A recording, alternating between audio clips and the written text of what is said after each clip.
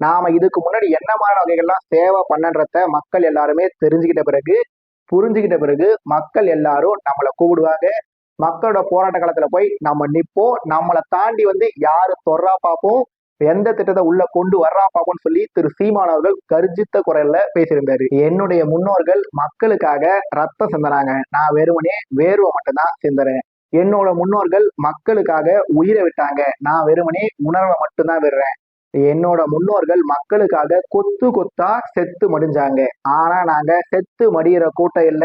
நெருப்பை குப்பையில கொட்டி மூட முடியாது. நெருப்பு என்னைக்கா இருந்தாலும் ஒரு நாள் கொழுந்து விட்டு எரிஞ்சே தீரும்.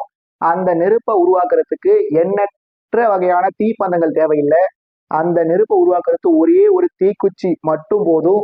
நம்ம காலுக்கு கீழேயே புரட்சின்ற ஒரு விஷயம் சரகுகளாகவும் விறகுகளாகவும் இருந்துட்டு தான் இருக்கு. நாம அந்த ஒரு தீக்குச்சி எடுத்து கொளுத்துறோம்னா அந்த நெருப்பு கொழுந்து விட்டு எரியும்.